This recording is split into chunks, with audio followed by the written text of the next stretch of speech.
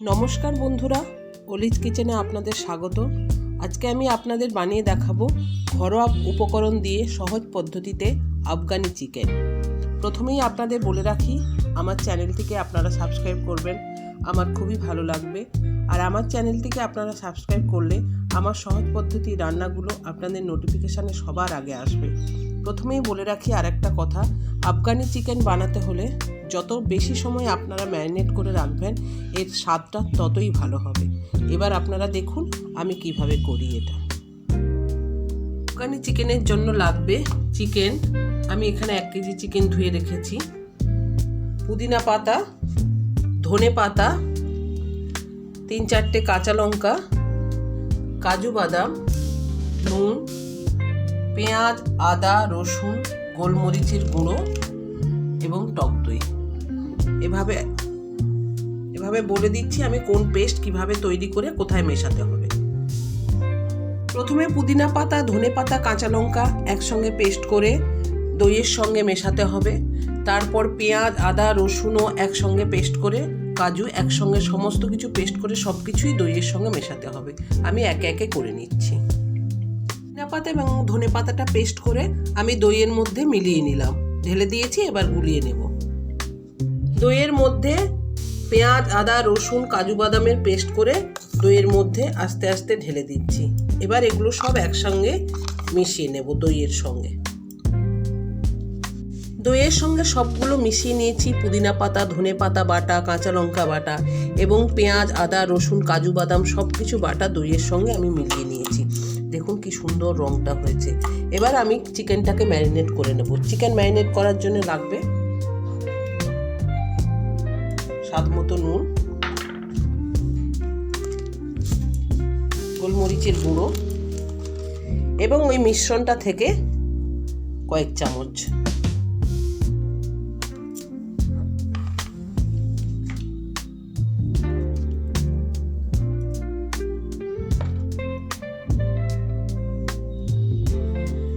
এবার চিকেনটাকে ভালো করে আমি মেখে নেব।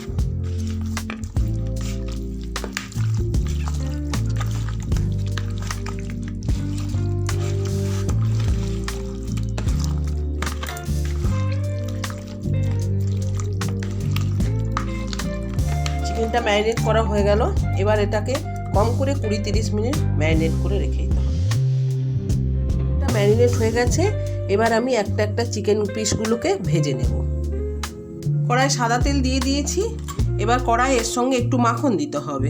আপনারা ঘিও ইউজ করতে পারেন, আমি মাখন দিয়ে দিলাম।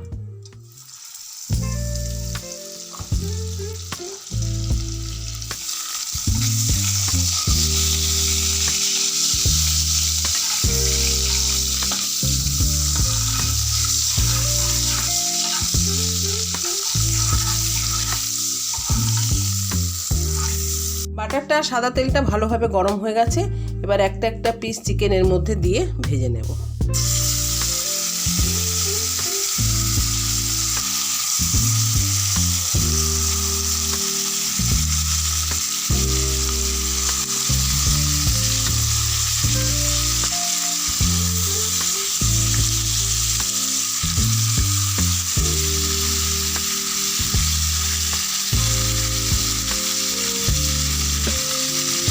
একটা চিকেন উল্টে দেখি, দেখুন লাল লাল হয়ে গেছে।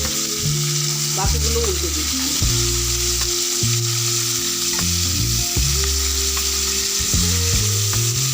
একদিক লাল করে ভাজা হয়ে গেছে, আর একদিক লাল করে হয়ে গেলেই হয়ে যাবে ভাজা।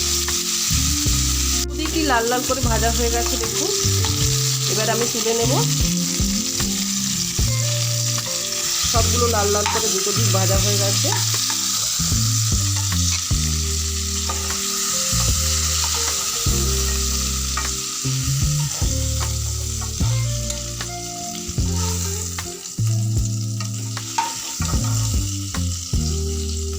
বাকিগুলো আমি এভাবেই ভেজে নেব।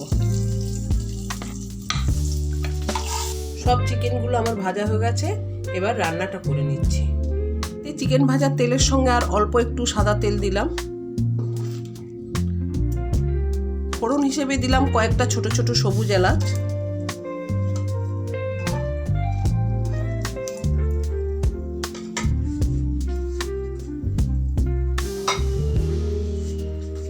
এবার এর মধ্যে গ্রেভিটার জন্য দিয়ে দিতে হবে আমি যে মিশিয়ে রেখেছিলাম দই, পুদিনা পাতা, ধনে পাতা বাটা, একদিকে পেঁয়াজ, কাঁচা লঙ্কা, আদা, রসুন, কাজু বাদাম, এই যে পেস্টটা আমি করে রেখেছিলাম, যেটা চিকেন ম্যারিনেশনের সময়ও দিয়েছি, এই পেস্টটাকে কড়াইতে দিয়ে দিতে হবে।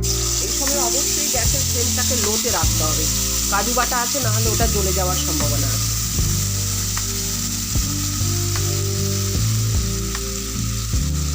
মশলার পেস্টটা দিয়ে দিয়েছি, এটাকে অল্প একটু নাড়তে হবে। এবার যতক্ষণ না কাঁচা গন্ধটা চলে যায় ততক্ষণ অবধি নাড়তে হবে আপনাদের। এর মধ্যে অল্প একটু হলুদ দিতে হবে, খুবই অল্প পরিমাণ।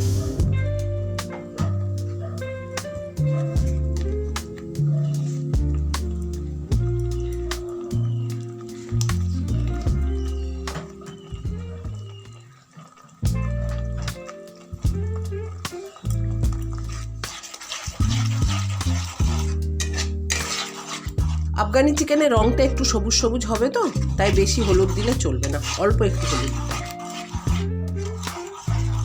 কষানো হয়ে গেছে, মশলাটা খুব ভালোভাবে ফুটে উঠেছে। এই সময় এর মধ্যে দিতে হবে অল্প একটু কসুরি মেথি, হাতে ডলে অল্প একটু কসুরি মেথি এর মধ্যে দিয়ে দিতে হবে।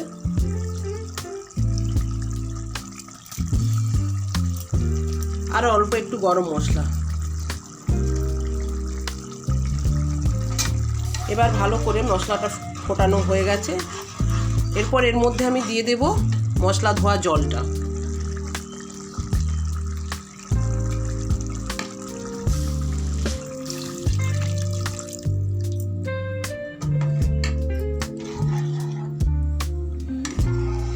বাকি পুরো মিশ্রণটা ফুটে গেলেই চিকেনগুলো দিয়ে দেব। এটা পুরোটাই ফুটে গেছে। এর মধ্যে আপনারা একটু টেস্ট করে নেবেন, আমার একটু আর অল্প নুন লাগবে, তাই একটু নুন দিয়ে দিলাম। এবারে আমি এর মধ্যে আস্তে আস্তে ভাজা চিকেনগুলো দিয়ে দিচ্ছি।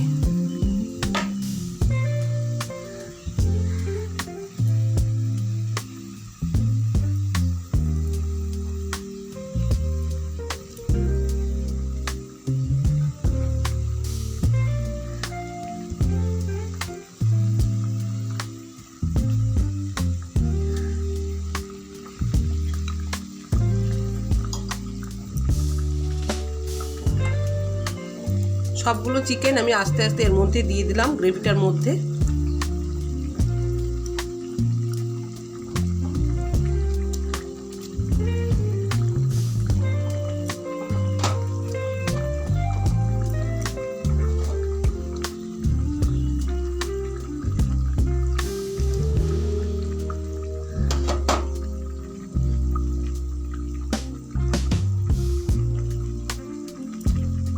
চিকেনগুলোই এর মধ্যে দিয়ে দিয়েছি। এবারে খানিকক্ষণ এটাকে একটু ঢাকা দিয়ে গ্যাসটাকে মিডিয়াম ফ্লেমে রাখতে হবে। 15-20 মিনিট বাদে ঢাকাটা খুলে দেখলাম এটা এই অবস্থা হয়েছে। কিন্তু হ্যাঁ, চিকেনটা সেদ্ধ হয়ে গেছে, কিন্তু গ্রেভিটা আরেকটু গাঢ় হবে। গাঢ় হলে তারপরে জিনিসটা হয়ে যাবে। এটা কিন্তু এবার পুরোপুরি হয়ে গেছে আমার আফগানি চিকেন। এবার আপনাদেরকে ঢেলে দেখাচ্ছি।